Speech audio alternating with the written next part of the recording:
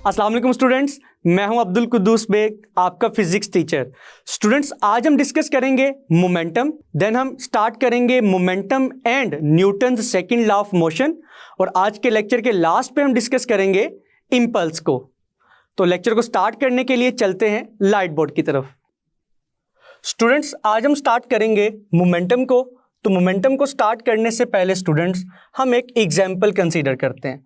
For example students, आपके सामने to cars हैं जिनमें से एक की स्पीड ज़्यादा है और एक की स्पीड क्या है, कम। तो स्टूडेंट्स, किस कार को रोकना ज़्यादा आसान है और किस कार को रोकना ज़्यादा मुश्किल होगा? सोचिए।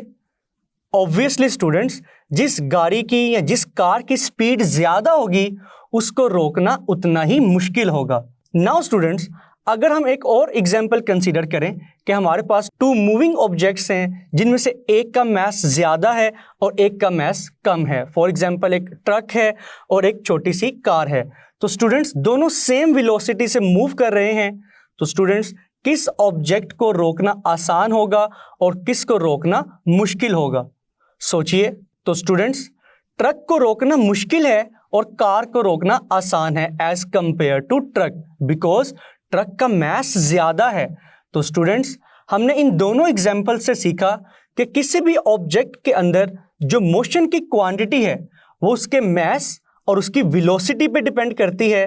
तो स्टूडेंट्स, इन एग्जाम्पल्स को डिस्कस करने के बाद अब हम मोमेंटम को डिफाइन करते हैं। तो स्टूडेंट्स, मोमेंटम की डेफिनेशन क्या होगी?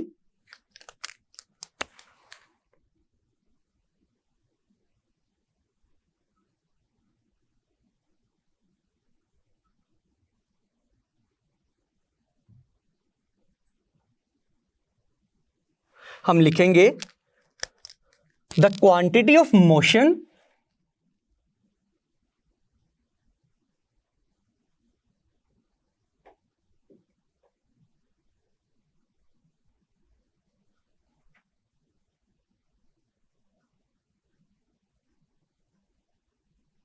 possessed by a body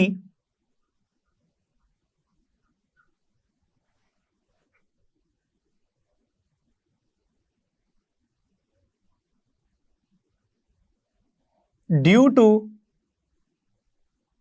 its mass and velocity।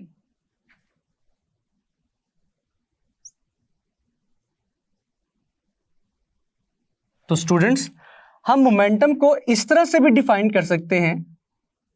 Momentum is equal to the product of mass m and velocity v। तो स्टूडेंट्स, मोमेंटम को डिफाइन करने के बाद अब हम मोमेंटम के फॉर्मूला को देखते हैं। तो स्टूडेंट्स, जैसा कि आपको मालूम है, मोमेंटम को हम रिप्रेजेंट करते हैं कैपिटल P से।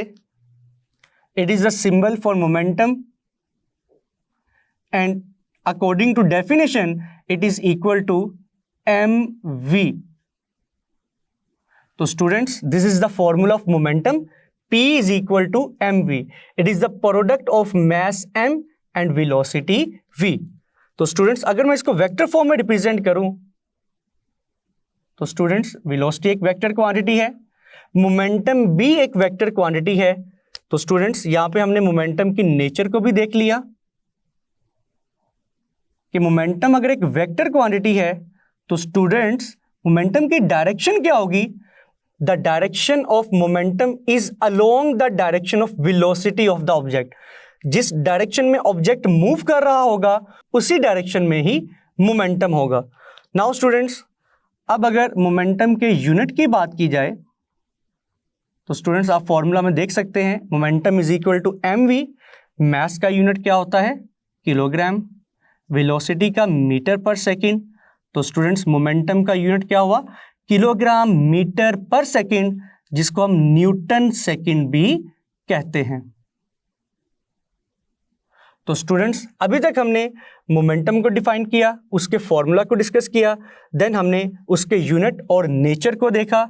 नाउ स्टूडेंट्स, अब हम एक छोटा सा आर्टिकल स्टार्ट करते हैं विच इज मोमेंटम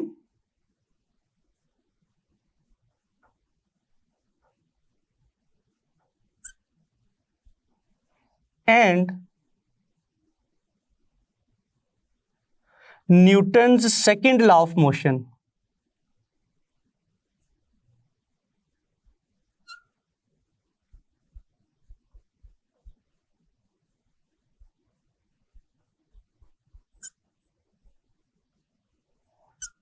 तो स्टूडेंट्स, अब हम जिस टॉपिक को स्टार्ट करने लगे हैं उसका नाम है momentum and second law of motion. तो स्टूडेंट्स, इस आर्टिकल में हम एक फॉर्मूला को डिराइव करेंगे और इस टॉपिक में हम मोमेंटम P और फोर्स F को कोरिलेट करेंगे। तो स्टूडेंट्स, इस आर्टिकल की जो फर्स्ट हेडिंग होगी इट इज स्टेटमेंट। लेकिन स्टूडेंट्स, स्टेटमेंट अभी हम नहीं लिखेंगे। देन स्टूडेंट्स, सेकेंड हेडिंग होगी फॉर्मूला की,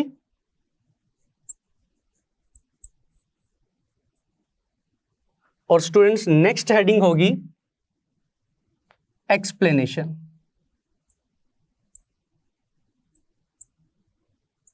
तो स्टूडेंट, सबसे पहले हम एक्सप्लेनेशन को देखेंगे, हम अपने रिजल्ट को प्रूव करेंगे, देन उस फॉर्मूला के मुताबिक हम इस आर्टिकल की स्टेटमेंट को लिखेंगे। तो स्टूडेंट्स, मैं अगेन यहां पर बता दूं कि इस आर्टिकल में हमने momentum P and force F को कोरिलेट करना है। For example students, a body of mass m, हमारे पास एक ऑब्जेक्ट है जिसका मास है m, वो इनिशियल वेलोसिटी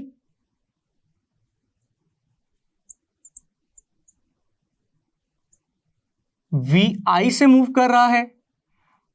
नाउ स्टूडेंट्स, अगर हम उस ऑब्जेक्ट के ऊपर फोर्स F अप्लाई करते हैं तो स्टूडेंट्स, फोर्स F अप्लाई करने से उस ऑब्जेक्ट की वेलोसिटी इनिशियल वेलोसिटी से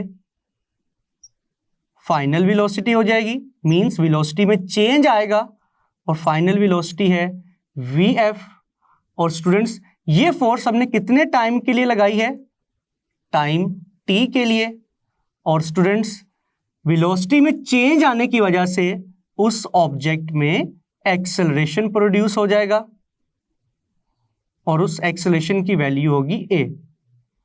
तो स्टूडेंट्स, ये हमारी कुछ अजम्पशंस हैं। नाउ स्टूडेंट्स, जैसा कि हमें मालूम है बॉडी का एक्सेलरेशन किसके इक्वल होता है? Vf minus Vi divided by t। इसको हम इक्वेशन नंबर 1 कह सकते हैं। Now students, according to second law of motion which states that F is equal to ma। तो स्टूडेंट्स, यहां से अगर हम एक्सेलरेशन a की वैल्यू को कैलकुलेट करें तो स्टूडेंट्स, एक्सेलरेशन किसके इक्वल आएगा? F divided by m। तो स्टूडेंट्स, इसको हम इक्वेशन 2 कह सकते हैं। नाउ स्टूडेंट्स, आप देख सकते हैं इक्वेशन 1 की लेफ्ट हैंड साइड भी a के इक्वल है, इक्वेशन 2 की लेफ्ट हैंड साइड भी एक्सेलरेशन a के इक्वल है। तो हम लिखेंगे by comparing equation 1 and equation 2। Equation 1 and equation 2 को कंपेयर करने से स्टूडेंट्स, अगर दोनों इक्वेशंस की लेफ्ट हैंड साइड्स इक्वल हैं तो दोनों इक्वेशंस की राइट हैंड साइड्स भी इक्वल होंगी। तो हम लिखेंगे students F over m is equal to Vf minus Vi divided by t। Now students, आप देख सकते हैं कि मास m यहां पर डिवाइड हो रहा है। जब हम इसको इक्वल की दूसरी तरफ शिफ्ट करेंगे ये न्यूमरेटर से मल्टीप्लाई होगा। तो स्टूडेंट्स, आप देख सकते हैं F किसके इक्वल आएगा? m multiply by Vf minus Vi divided by t। तो स्टूडेंट्स, अगर मैं मास m को Vf और Vi से मल्टीप्लाई करवाऊं तो मैं लिखूंगा mVf minus mVi divided by t। तो स्टूडेंट्स, जैसा कि हमें मालूम है किसी भी ऑब्जेक्ट का मोमेंटम किसके इक्वल होता है? mv के इक्वल। लेकिन स्टूडेंट्स अगर वेलोसिटी फाइनल वेलोसिटी हो तो उस मोमेंटम को हम क्या कहेंगे? फाइनल मोमेंटम कहेंगे। और स्टूडेंट्स इसी तरह इनिशियल वेलोसिटी की वजह से जो मोमेंटम होगा उस मोमेंटम को हम क्या कहेंगे? Initial momentum. तो स्टूडेंट्स आप देख सकते हैं कि फॉर्मूला किस तरह से चेंज होगा। F is equal to mvf is the final momentum pf, mvi is the initial momentum pi divided by time t। तो students pf minus pi is equal to the change in momentum divided by time. तो students ये है वो final formula जिसको हमने derive करना था। अगर आप इस फॉर्मूला को देखें तो इस फॉर्मूला में फोर्स F मौजूद है, मोमेंटम P मौजूद है और टाइम T मौजूद है। तो स्टूडेंट्स इस फॉर्मूला को हम डिफाइन किस तरह से करेंगे? याद रखिएगा स्टूडेंट्स, जब भी डिवाइड में टाइम आए तो उसके लिए हम वर्ड यूज करते हैं रेट। और स्टूडेंट्स यहां पर हमने एक सिंबल डेल्टा यूज किया है जो कि रिप्रेजेंट करता है चेंज को, स्मॉल चेंज को। तो स्टूडेंट्स इस फॉर्मूला को हम किस तरह से डिफाइन करेंगे? The rate of change of momentum is equal to force. For example students, किसी भी ऑब्जेक्ट का जो rate of change of momentum होता है वो उस ऑब्जेक्ट के ऊपर लगने वाली फोर्स के इक्वल आएगा। तो स्टूडेंट्स अब हम लिखते हैं इस आर्टिकल की स्टेटमेंट को। The rate of change of momentum of a body is equal to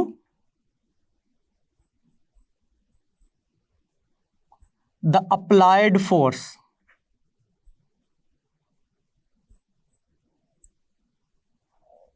students ये स्टेटमेंट बहुत ही इंपॉर्टेंट है जिसमें हम एक ऑब्जेक्ट के मोमेंटम को कोरिलेट कर रहे हैं उस ऑब्जेक्ट के ऊपर लगने वाली फोर्स के साथ।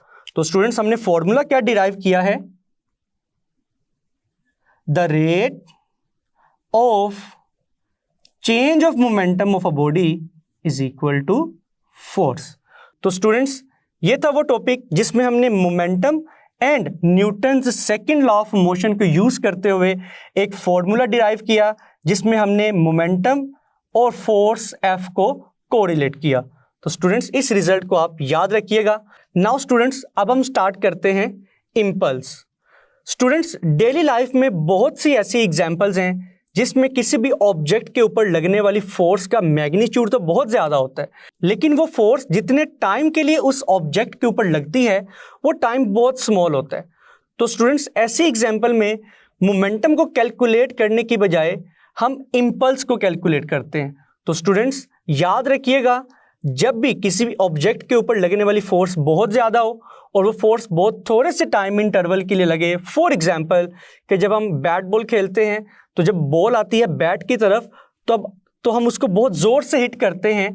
तो स्टूडेंट्स यहाँ पर बॉल के ऊपर लगने वाली फोर्स तो बहुत ज़्यादा है, लेकिन स्टूडेंट्स उस बॉल के ऊपर लगने वाली फोर्स का जो टाइम है वो बहुत शॉर्ट है।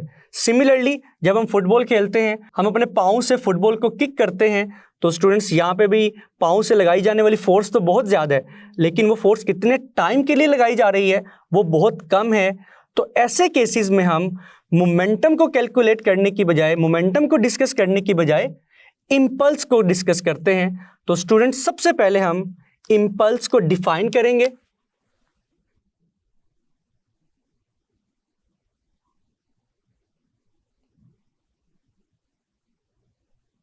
तो स्टूडेंट्स इम्पल्स की डेफिनेशन क्या होगी?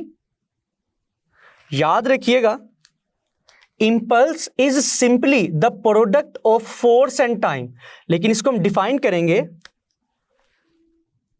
When a large force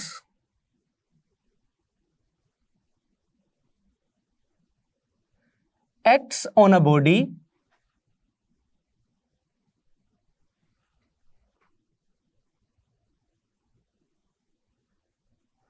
for a very short interval of time,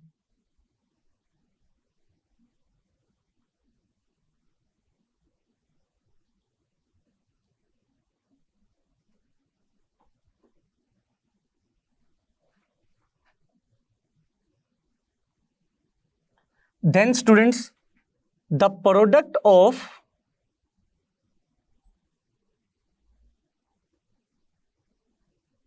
that force and time is called impulse.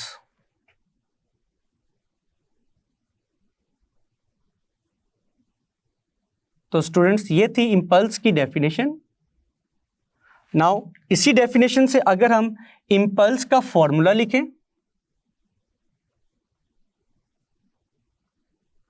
तो स्टूडेंट्स इम्पल्स को हम लेटर आई से रिप्रेजेंट करते हैं. It is equal to the product of force F and time T. Now students अगर हम impulse के unit की बात करें तो आप देख सकते हैं फोर्स का यूनिट क्या होता है न्यूटन, टाइम का यूनिट क्या होता है सेकंड. तो इम्पल्स का यूनिट क्या हुआ स्टूडेंट्स न्यूटन सेकंड. तो स्टूडेंट्स नोट कीजिएगा क्या यही यूनिट मोमेंटम का नहीं होता. ऑब्वियसली मोमेंटम का यूनिट भी न्यूटन सेकंड ही होता है. तो स्टूडेंट्स दोनों क्वांटिटीज मोमेंटम एंड इम्पल्स एक दूसरे के ऑल्टरनेट के तौर पर इस्तेमाल की जाती हैं, लेकिन हम इम्पल्स को प्रेफर उस वक्त करेंगे जब ऑब्जेक्ट के ऊपर लगने वाली फोर्स का मैग्नीट्यूड बहुत ज्यादा हो और वो फोर्स कितने टाइम इंटरवल के लिए लग रही है वो टाइम इंटरवल बहुत शॉर्ट है. देन हम इम्पल्स को यूज करते हैं. नाउ स्टूडेंट्स इम्पल्स को डिफाइन करने के बाद अब हम देखते हैं What is the relationship between momentum and impulse? अब हम मोमेंटम को और इम्पल्स को कोरिलेट करेंगे. तो स्टूडेंट्स हमारी नेक्स्ट हेडिंग होगी मोमेंटम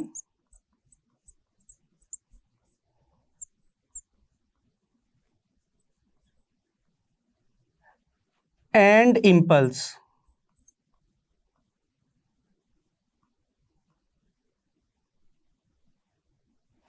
तो स्टूडेंट्स जैसा कि हमने अभी एक फॉर्मूला डिराइव किया था F is equal to delta P over T means rate of change of momentum is equal to force. तो स्टूडेंट्स जब मैं टाइम को राइट हैंड साइड से लेफ्ट हैंड साइड में शिफ्ट करूंगा तो ये फोर्स से क्या होगा multiply F multiply by T is equal to change in momentum. तो स्टूडेंट्स इक्वेशन नंबर 1 के मुताबिक क्या force multiply by time impulse के इक्वल नहीं. तो हम लिखेंगे students force multiply by time is equal to impulse.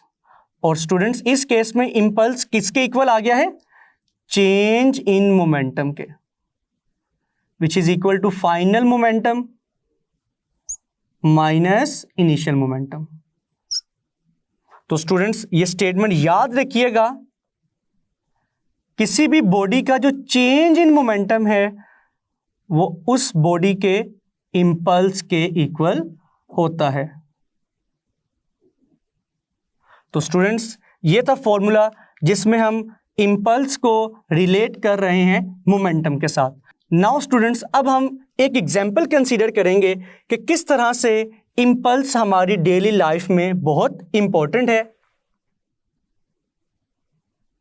तो मैं लिखूंगा एग्जांपल ऑफ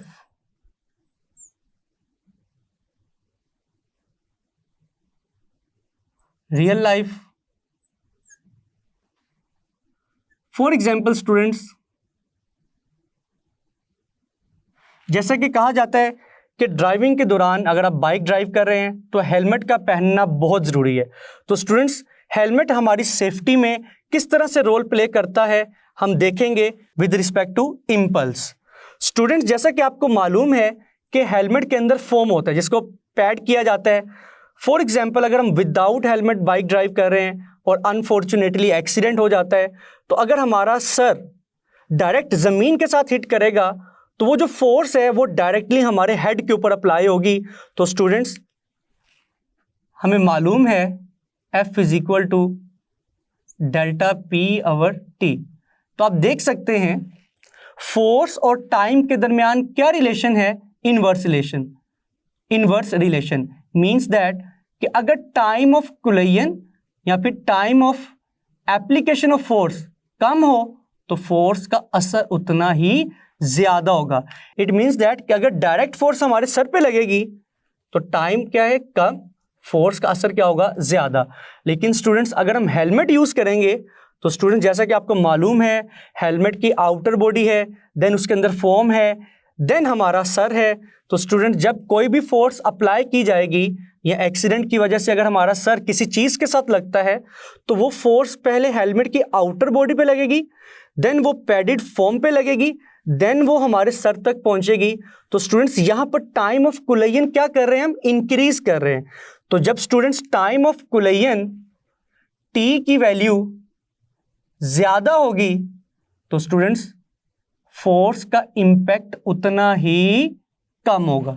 तो स्टूडेंट्स आपने देखा कि किस तरह से इंपल्स हमारी डेली लाइफ में बहुत इंपॉर्टेंट है। तो स्टूडेंट्स यहां तक हमने इंपल्स के टॉपिक को कंप्लीट किया है। स्टूडेंट्स जैसा कि आज हमने डिस्कस किया मोमेंटम को, उसके बाद हमने मोमेंटम और फोर्स का एक फॉर्मूला डिराइव किया जिसमें हमने देखा कि rate of change of momentum is equal to force. और लास्ट पे स्टूडेंट्स हमने ना सिर्फ इंपल्स को देखा और हमने एक और फॉर्मूला डिराइव किया जिसमें हमने ये देखा कि impulse is equal to change in momentum, कि इंपल्स किसी भी ऑब्जेक्ट के चेंज इन मोमेंटम के इक्वल होता है। तो स्टूडेंट्स इन टॉपिक्स को अच्छे से प्रिपेयर कीजिएगा। मिलते हैं नेक्स्ट लेक्चर में। अल्लाह हाफिज़।